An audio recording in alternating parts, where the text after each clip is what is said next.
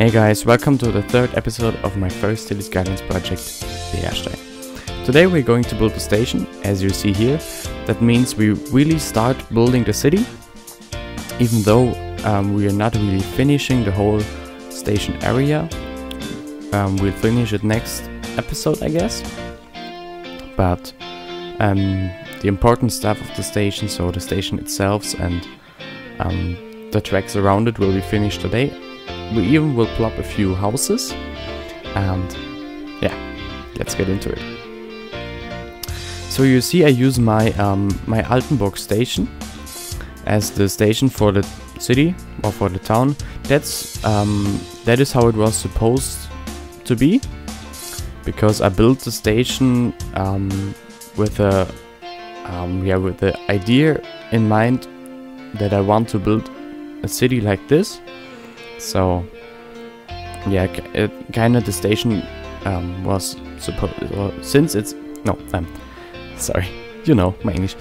Since its release, this station was supposed to be in a city like that.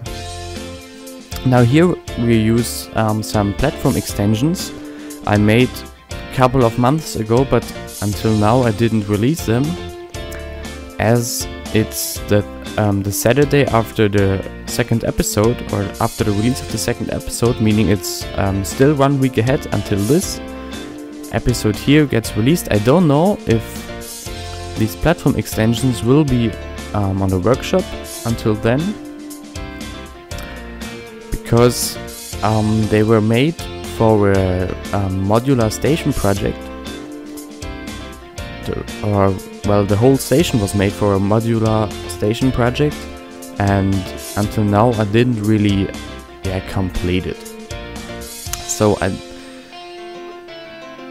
for now I don't think that I will publish these station extensions or these platform extensions, but I don't know. Maybe I wait for your answers on that, for your comments on that, if you like them or not.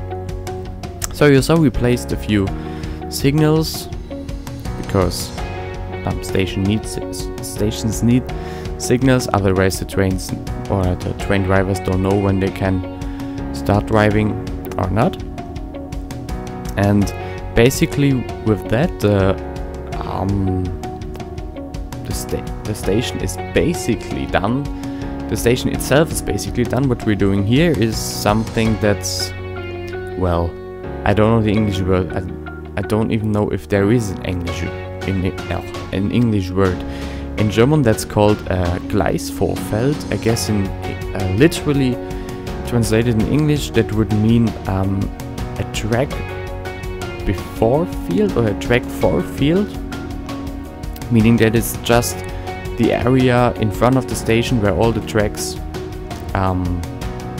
interchange and are connected to each other, so trains can switch tracks when they're driving into the station.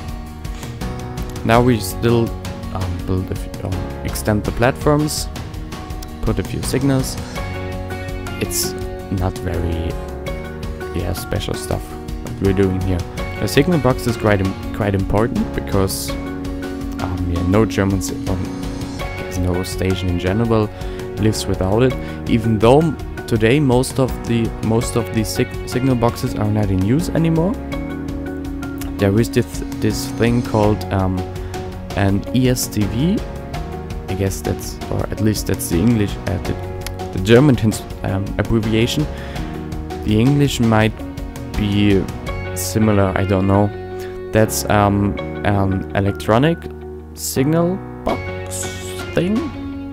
So you could imagine it like the whole city or a whole region is monitored from one signal box, or is regulated. All the tracks in, or let's say that all the tracks in a huge area, like half a federal state, are controlled and monitored from one signal box. man, people, whatever. I hope you understood what I tried to say, at least. Now we're preparing the land for the houses that will be next to the station, because I wanted it that the station is really next to the city, so you come out of the station and you are in the city center. Of course, that's not possible with the with how the tracks lay here. So it's more like you come out of the station and are 5 minutes away from the city.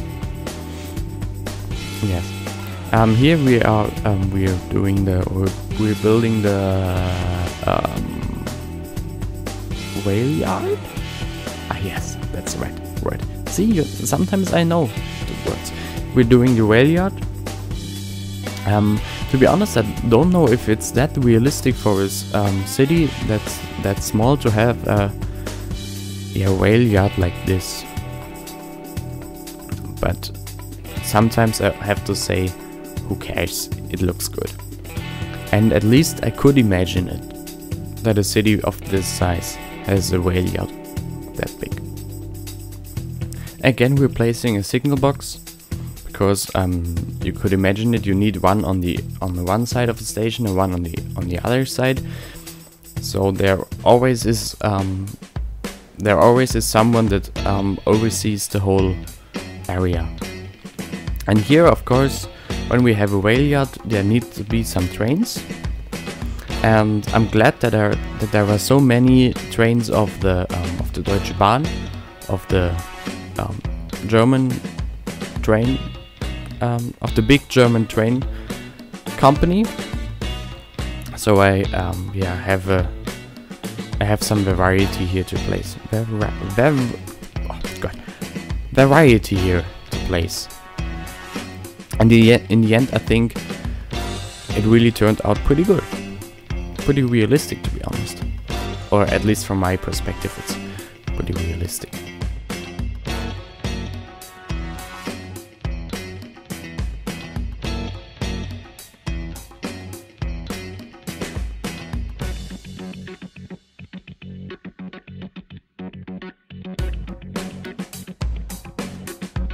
Here some decals, some decorations for the area. These are wooden planks that can often be seen in whale yards, because there, of course, the train drivers or the mechanics or who knows have to come to the trains, or have to be able to go to the trains. And walking, I guess you could imagine that, or you can imagine that walking is easier on wooden planks than on the bare, rough gravel on the ground. And here in front of the train shed, or yes, this engine house, a bit of pavement. And that's what I like to do, a lot of grass in this track field whale yard area. On the one side, that makes it look more realistic, and on the other side, it makes it look older. It's you know, a bit overgrown, and it looks, or it looks old. Yeah, it looks a bit older, which makes sense as the station is based on its design roughly 250 years old. No, sorry, 150 years old. So the whole area is pretty old, and maybe the last building of this area, the last renovation of the area was in the 70s, I could imagine. So of course some grass grows in this time. And as this is, oh, I just touched the microphone, I hope you didn't hear that. As this is a kind of semi industrial area, I've also placed a bit of trash laying around. You know, just these little details here, some piles of trash, basically, just some details. Now we're illuminating the platforms, also nothing special. if I have time, and I hope so, I will do some, or I want to do some platform signs, like the platform number, a clock, a few benches and all that stuff, so we can decorate our platforms more, because now they are a bit empty. So we have some signs saying Vedastein station and all that. Now you see behind the station is kind of a rough cliff, so we need some retaining walls to stabilize it, I would say. And I use these Japanese retaining walls by Ronix, which are great. I often use them, and you will see me use them more in the whole series, because they have this, let's say this certain "hey there, I'm old" look, which is good for the area. Because as I said, the city is pretty old. It got its station, I guess, in 1880. And back then also these walls were built, and so it wouldn't fit to have concrete retaining walls. So these brick walls are, yeah, maybe not perfect, but close to perfect on this point. Now just terraforming the cliff a bit, so it looks on the one side more natural, on the other side more maybe dramatic. If you understand what I want to say, it's just the cliff is more cliffy, and vegetation, again, nothing special, just so that the whole area looks more natural.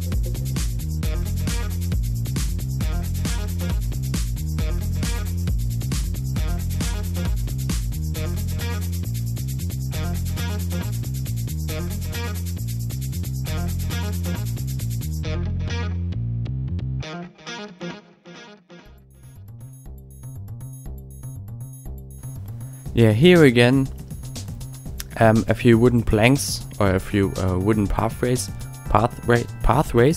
So the signal box people, sorry, no clue what an English word could be. These people working in the signal box, or more that worked in the signal box when it still was used. They had to come, or they had to be able to go there, so that's why I built the wooden pathway. Now I'm building the area in front of the station, and I had the idea that there should be the central bus stop. I got this idea from the city of Pirna, just a few minutes outside of my city. That's one of the cities I use as inspiration for Vedastein, and this city has the big bus hub for the whole, I would say, for the whole region next to the station. It's way bigger than what we built here. It has this bus hub has, I guess, 8 bus stops. Yes, I guess 8 bus stops, and here we have only 4, but I guess that's not that bad. This bus stop is relatively is pretty modern, new. Yeah, that happens when you use move it and drag and drop or push and edit the tracks and the roads. Trains fly or something. Of course, in front of the station we need some taxis, some cabs. So that's what I basically did there. And here we start decorating the bus hub. I use these glass shelters from Sven Berlin. They are really good. I mean, I guess they have to be good for this purpose, because they are bus shelters. And I use my my tram stop props, and I think that looks pretty good. Now these plaza-like areas, or these square-like areas, are a bit my weakness. I struggle a bit to make them look realistic, I guess, and not just a concrete desert. So I use some planters and some stains and cracks, some small kiosks. Yeah. On this, in this area, there were the only allowed vehicles are the taxis and the buses. So we won't have trucks and cars there. Yeah, here you see just a small cafe maybe. So yeah, I could imagine that when it's summer and the people come from the train and wait for the bus that drives to the village they're living in, they sit there and have a, as it's a German city, they probably would eat a sausage, a fried sausage, of course. Yeah. Again, nothing that special. Here you see what I mean with the most German city you'll ever see, or you have ever seen. Everywhere traffic signs, and I wished they would be there automatically. Yeah, that's something Colossal Order really should have done. More street signs, and maybe more realistic street signs.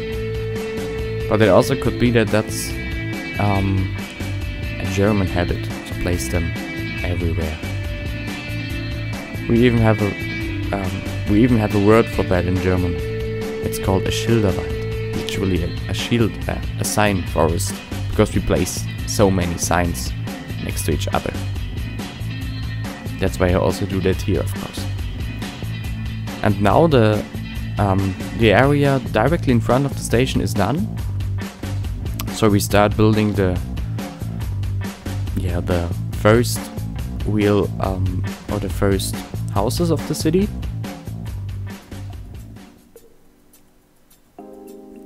A small parking space or parking space Parking space, right? Yes, I think so. Next to the station, and in front of these stores.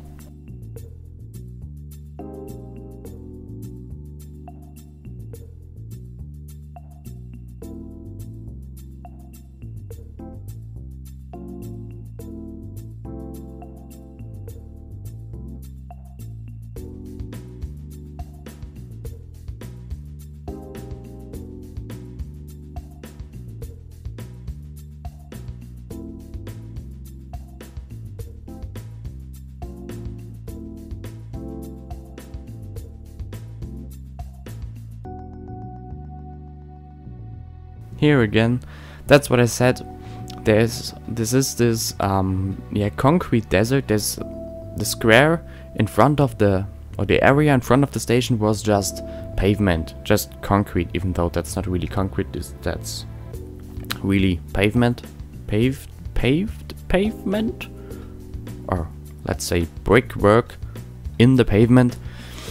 And in most cases I simply use some planters and trees to make it look a bit more, not that empty, I guess, as I did here.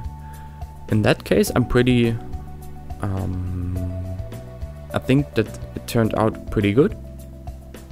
Now here I placed a little supermarket, a German supermarket, of course.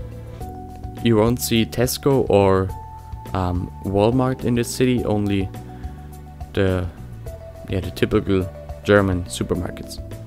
And when I speak of that, I think it would be interesting to build maybe a British city where there are completely other things, stores and so on, and the whole style of the city is different. It might be interesting, but please don't ask me. I will never do an American city. At first, I don't have a clue how they work, and when Americans say all European cities look the same, I say the same about American cities. Even though I think that's true. I mean, look at Google Maps, they all look the same. It's not the case of European cities, but I guess the more honest view on, or the more objective view on the topic would be that European cities doesn't look all the same, and American also don't. Now, again, some of my cube houses.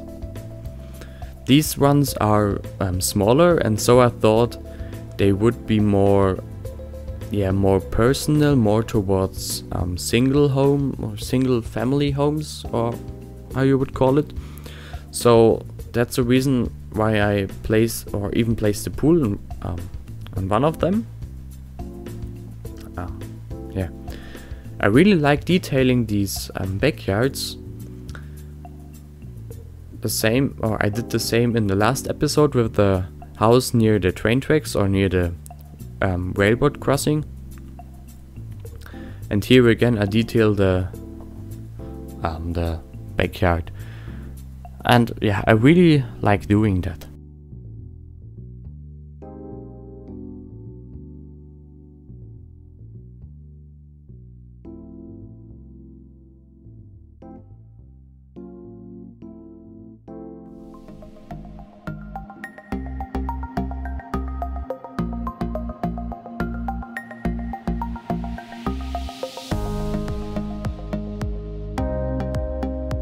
It's a bit hard to make them in a way that they don't look the same all the time. So I try to make them look really different from each other. Yeah, but I think that works pretty good. Yeah. That's a thing that I really don't like. That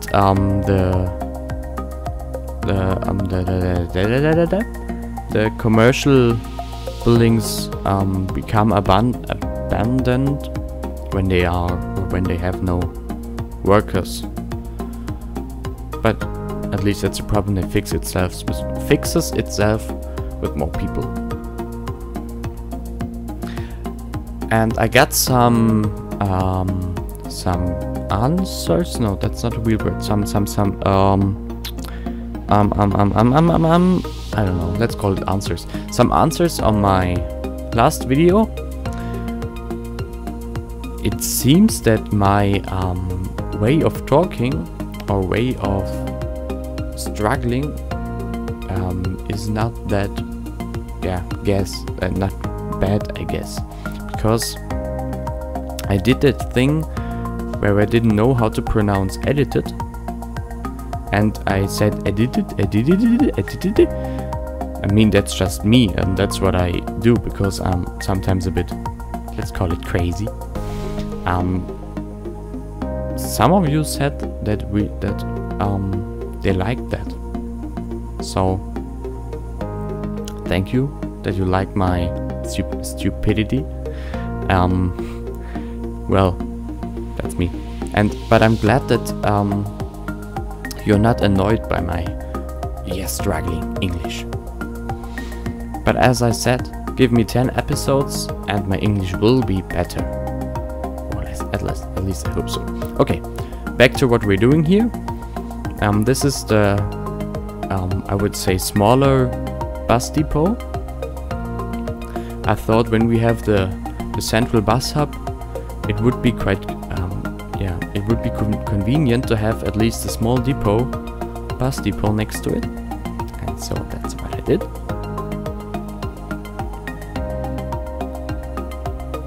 We will have another one, maybe, yeah, a bit remote, a bit farther away from the town.